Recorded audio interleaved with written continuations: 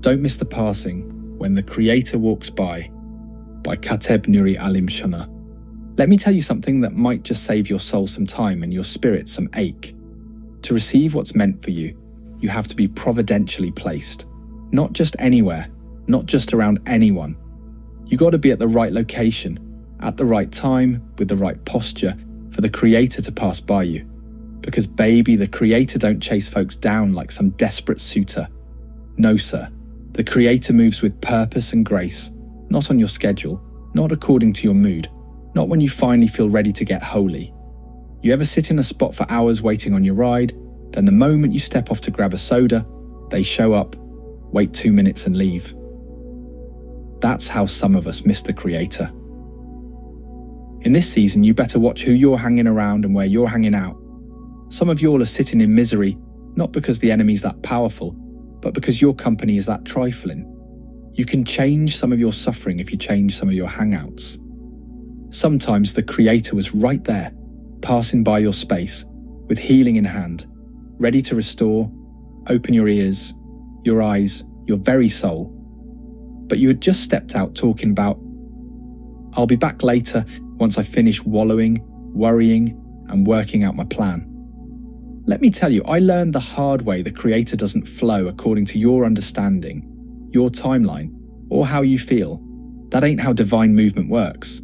We move out of boredom, out of frustration, out of haste and impatience, and while we're shuffling off to do what we think is more important, the Creator passes by the very space we just abandoned. And we let everything else be our spiritual advisor, our friends, our situations, our ego, our broken clocks of emotional timing.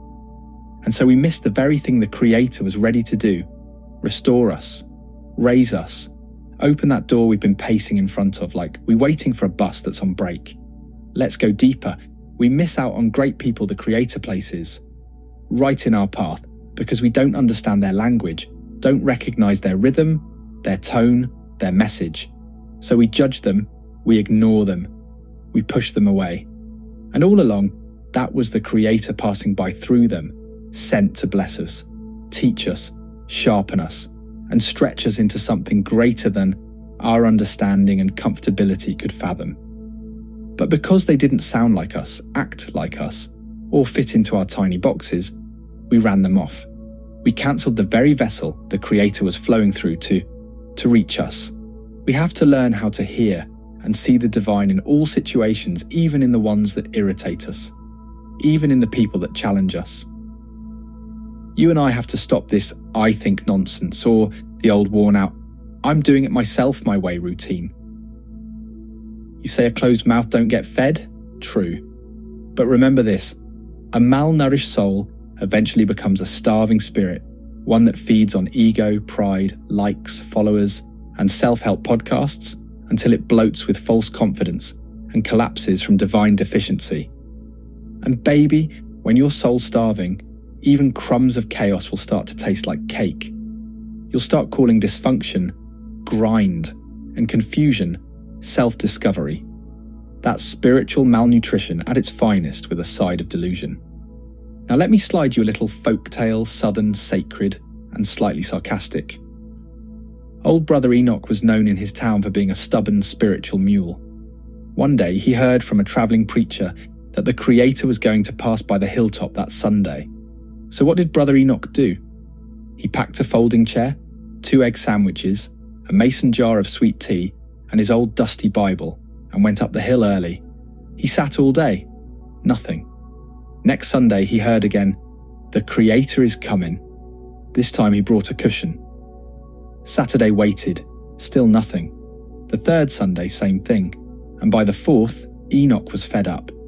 He said, "Well, maybe the Creator ought to try a calendar, because I've been out here 4 weeks and not a whisper."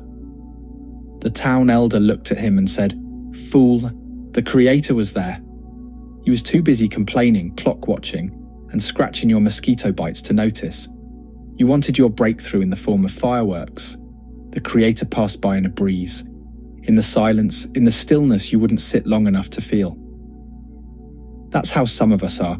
We want angels to trumpet and miracles to sparkle like Mardi Gras beads, when the Creator is walking soft with purpose and waiting for your stillness, your presence, your obedience, not your agenda. Be still and know the Creator will, the Creator shall, deliver, guide, exalt, deliver, divine, entrance, liberates, inner, visions, empowering, redemption, guide, grace, unfolded, in, divine, encounter, exalt, elevate, expectation, above, limits, through trust. Know this, there are people out here who will try to push you right off your spiritual path. Some mean well, others just loud. They'll have you believing you're self-sufficient, that waiting is weakness, and that you can live your best life without spiritual alignment. But let me tell you, some of their messages and intentions got a whole lot of poison hidden in the sugar. This is why you have to be extremely careful of your company, your so-called circle, because not a one of them can stand for you when it's time to face the Creator. When we pass from this flesh, when this physical body clocks out, that ride or die friend won't be able to say a word for you. And don't get me started. One wrong suggestion, one bad piece of advice dressed up in fake support can cost us more than we can afford. That's a testimony right there. If my grandmother Celestine was here, I know exactly what she'd say. She'd squint at me, point her finger like a sword and ask, "How comfortable are you handing your cell phone over to the Creator on Judgment Day?"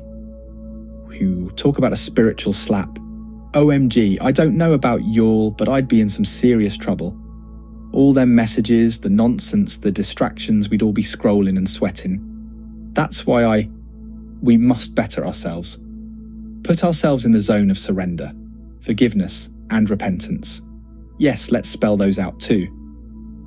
Surrender, submit, unwaveringly release, resistance, embrace, naked, dependence, entirely, rooted in faith, forgiveness, finding, overwhelming, release, granted, inwardly, validates, eternal, newness elevating, sacred souls, repentance returning, earnestly posture, embracing, newness turning, away from, neglect, cleansing, eternally. We gotta laugh a little to keep from crying, but truthfully it's time to tighten up. Tighten our walk, tighten our focus, and keep our hearts soft and our spirits tuned. Trust in the all-knowing and almighty Creator with all your heart. Do not rely on your own understanding of the situation. Why not lean on your understanding?